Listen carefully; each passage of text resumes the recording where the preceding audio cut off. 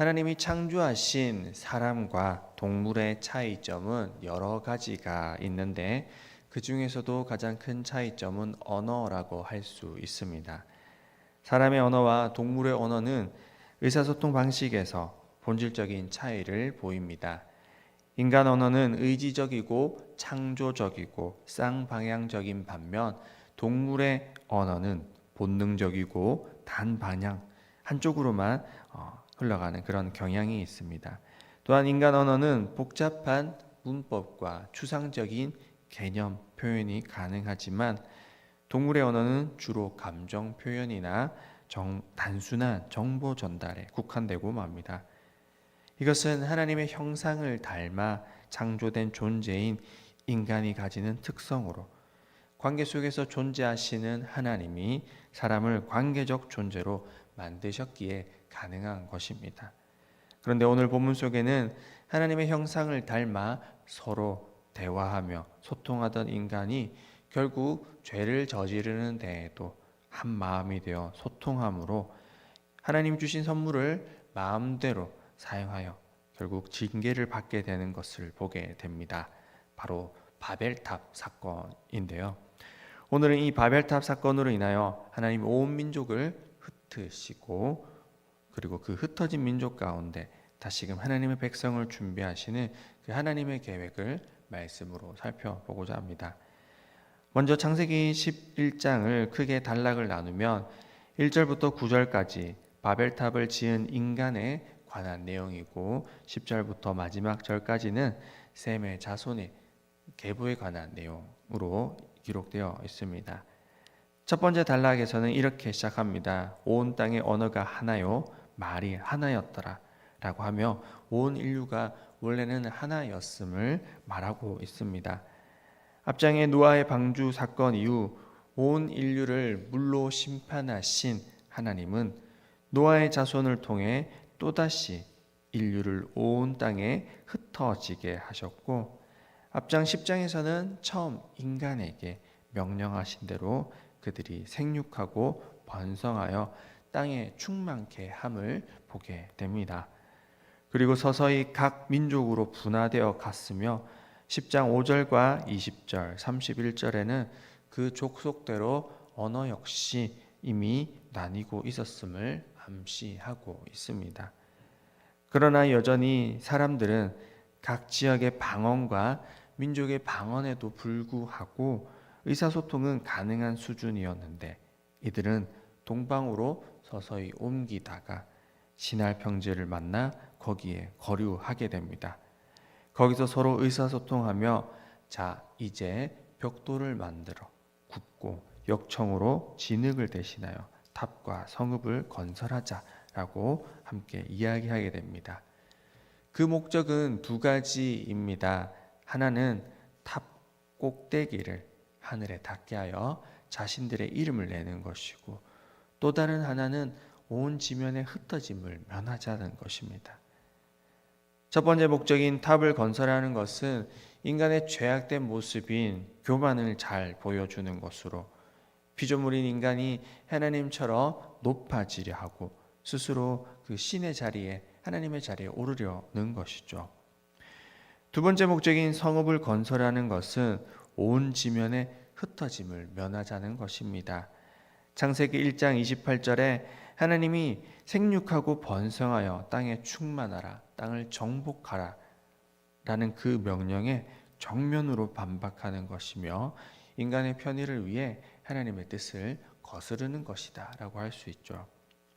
이 두 가지 목적 다 하나님이 원하시는 것이 아니었고 이에 하나님께서는 성읍과 탑을 건설하는 일에 개입하셔서 그들로 하나님의 하나의 언어로 소통하지 못하게 하십니다. 그리고는 8절에 그들로 온 지면에 다시 흩으셨다라고 기록하고 있습니다.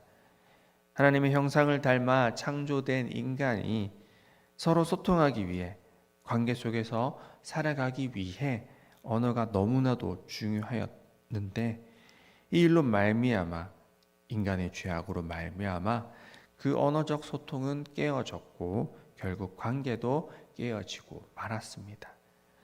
하나 되었던 온 인류가 결국 각기 민족과 언어를 따라 더 갈라지고 말게 되는 그런 결과를 초래하였습니다. 오늘날의 학자들 중 어떤 이들은 이러한 언어의 원류를 찾아보기도 합니다. 언어학을 연구하는 데 있어서 노암 첨스키라는 미국의 언어학자를 무시할 수 없는데요. 유대계 미국의 언어학자인 그는 모든 인간의 머릿속에는 언어 습득 장치가 있고 그 장치는 보편 문법이란 원리로 작동하고 있다라고 보았습니다.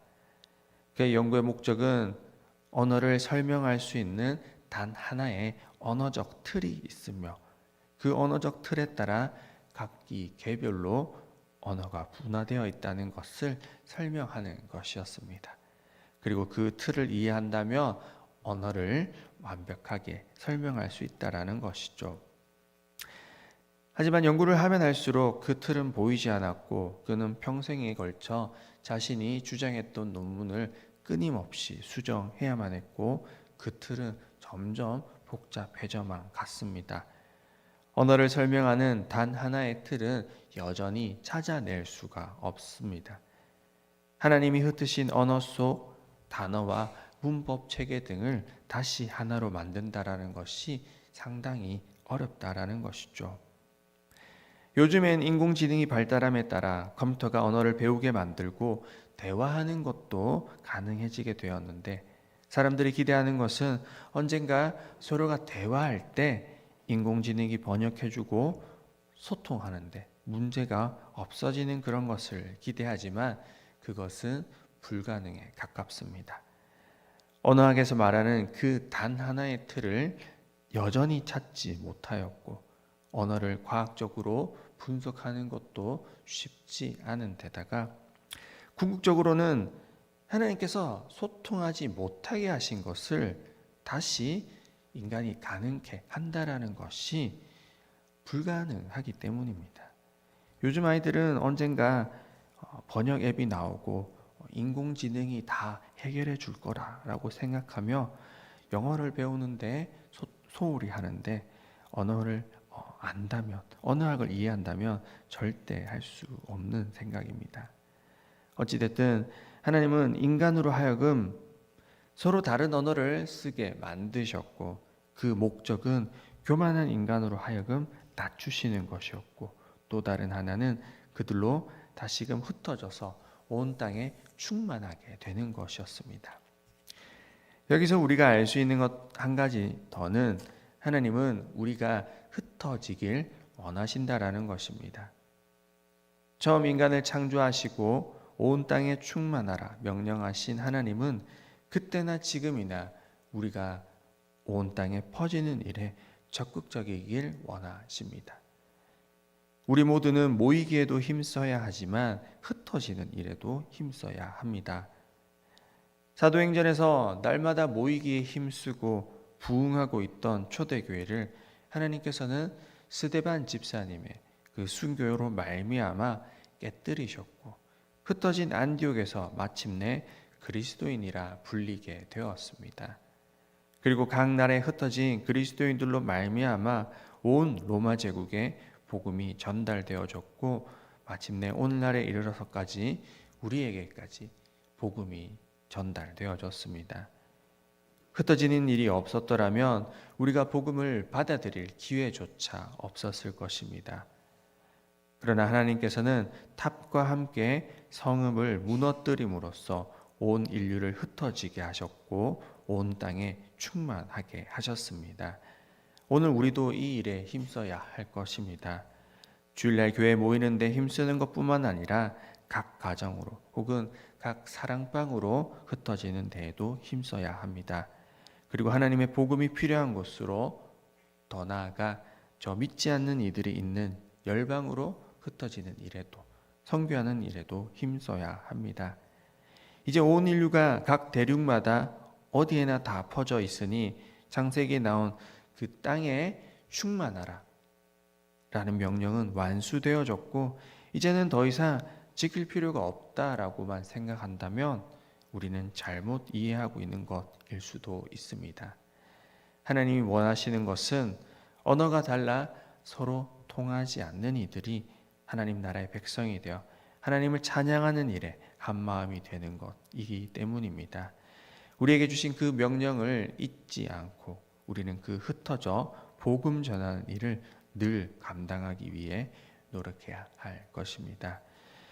두 번째 단락 10절부터 마지막 절 32절까지는 셈의 족보와 데라의 족보 그리고 짤막한 데라의 가족사가 들어 있습니다. 그런데 이미 우리는 셈의 족보를 앞장 10장에서 셈과 함과 야벳의 족보로 이미 접한 바가 있습니다. 그런데 11장에서 왜 다시 셈의 족보를 언급하고 있는 것입니까? 이는 기록 목적이 달랐기 때문일 것입니다. 10장에 노아 자손들의 족보를 기록한 이유는 홍수 이후 노아에게 주셨던 생육과 번성의 복이 성취되고 있음을 보여주는 것이 목적이었습니다. 그렇기에 셈의 족보에도 셈의 5대손까지 기록되고 있으며 그 5대손은 벨렉의 후손이 아닌 벨렉의 동생 욕단의 자녀들을 소개하며 끝맺고 있습니다. 그리고 그 사이에 바벨탑 사건이 기록되어 있습니다. 바벨탑 사건이 없이 바로 오늘 본문으로 이어진다면 오히려 두 족보를 이어 셈의 족보를 길게 설명한다면 더 자연스러웠을 텐데 왜 바벨탑 사건을 중간에 넣음으로 흐름을 멈추게 한 것인지 질문이 생기게 됩니다. 이는 노아 시대 사람들의 그 악함으로 세상을 홍수로 심판하신 뒤 노아에게 은혜 베푸심으로 생육하고 번성하여 다시 인류에게 기회를 주시는 하나님의 사랑을 셈과 함과 야벳의 족보를 통해 나타내 주셨지만 그 은혜를 받은 인류가 어떤 행동을 했는지 알려주기 위함입니다. 은혜를 원수로 갚는다는 말처럼 노아의 자손들은 자신들이 아담의 자손임을 증명하였습니다. 인류는 아담과 하와처럼 하나님께 받은 은혜는 망각한 채 스스로 하나님처럼 높아지기를 원하며 바벨탑을 쌓다가 하나님께서 언어를 혼잡하게 하심으로 온 땅에 흩어져 거주하게 되었습니다. 오늘 본문이 바벨탑 사건 바로 뒤에 이어지는 이유는 그런 바벨탑을 쌓은 반역한 인류에게도 하나님은 포기하지 않으시고 은혜를 베푸신다는 것을 알려주기 위함입니다. 그래서 오늘 족보의 끝은 10절부터 32절 이 족보의 끝은 믿음으로 하나님의 백성이 된 이 아브람의 등장으로 끝을 맺게 됩니다. 이는 끊임없는 인간들의 악함과 죄악에도 불구하고 베푸시는 하나님의 그 사랑과 은혜를 잘 보여줍니다. 지금 우리가 살아가는 이 땅도 마찬가지입니다. 날마다 들려오는 뉴스의 소식들은 경악할 만한 그런 범죄 소식들과 인간이 저지를 수 있는 처참한 악행들로 채워져 있습니다. 그럼에도 이 땅에 소망이 있는 이유는 하나님의 은혜의 샘이 마르지 않고 이 시대에도 흐르고 있기 때문입니다. 만약 그 은혜의 샘이 없었다면 우리 인류의 삶은 진작 종말을 맞이하고 말았을 것입니다.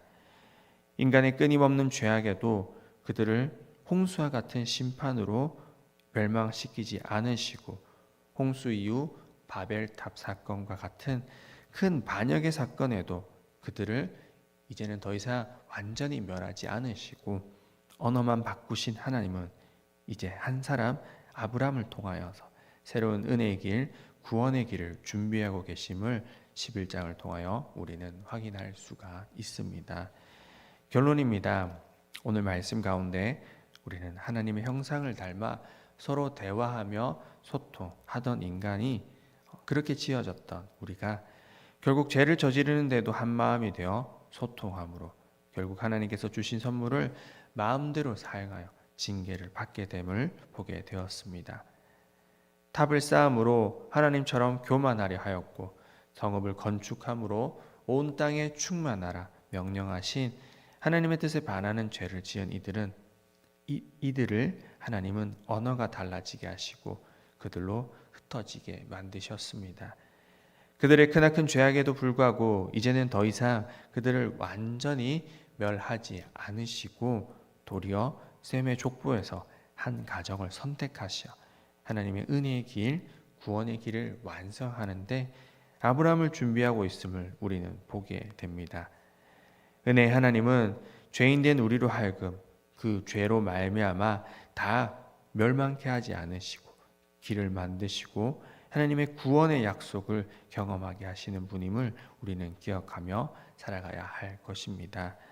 오늘도 그 하나님께 혹 교만하였던 모습이 있다면 나로 낮춰주시옵소서 기도하시고, 혹 흩어지지 않고 그저 한자리에 안주하려고만 하였던 모습이 있다면 눈을 열어 나를 보게 하옵소서라고 기도하시면 좋겠습니다.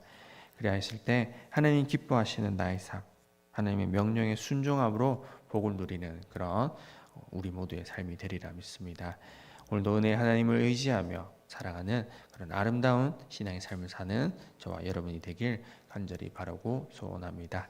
기도드리겠습니다. 하나님 아버지, 오늘 말씀을 통하여서 하나님의 은혜에도 불구하고 여전히 죄악된 길을 걸어가는 우리 인간의 모습을 보게 됩니다. 하나님처럼 높아지려 하였고 교만해져서 하나님의 뜻에 정면으로 반박하고 온 땅에 충만하라 하신 그 명령을 거부한 채 모이기에 힘쓰고 인간의 편의에 따라 함께 모여서 그렇게 흩어지는 일에는 열심히 있지 않은 그런 인간의 모습을 보게 되었습니다. 하지만 그럼에도 불구하고 하나님은 은혜를 베푸셔서 우리 인간으로 하여금 완전히 멸하게 하지 않으시고 언어로 말미암아 흩어지게 만드셨고, 또한 하나님께서는 구원의 길을 아브라함을 통하여서 준비하고 계심을 보게 됩니다. 그 은혜 하나님, 오늘날에도 그 은혜가 계속해서 이어짐을 보게 됩니다. 오늘날 그 은혜를 말미암아 우리가 구원받게 하셨고, 또한 그 구원받은 은혜를 먼저 경험한 은혜를 우리가 깨달아서 또 믿지 않는 이들에게 전하게 하심도 주님 우리가 알고 있습니다. 우리가 아는 데서 그치지 아니하고 온 땅에 흩어져서 복음을 전하는 일에, 하나님 알지 못하는 사람들에게 하나님을 증거하는 일에 귀하게 쓰임 받을 수 있도록 주님 우리의 눈을 열어 주시옵시고, 우리로 혹 교만하고 우리로 혹 하나님 뜻을 따르지 못하고 그렇게 살아가게 하는 모습이 있다라면 주님 우리의 영안을 열어주셔서 우리의 죄악된 모습을 보게 해주시고 우리로 주님의 뜻을 따라서 살아갈 수 있도록 주님 인도하여 주시옵소서. 오늘 또한 주님 앞에 귀한 예물 올려드립니다. 이 예물로 말미암아 주님의 나라가 확장되어지는 일에 주님의 뜻에 귀하게 쓰임 받을 수 있도록 주님 또한 인도하여 주시옵소서. 감사드립니다. 예수님 이름으로 기도드립니다. 아멘.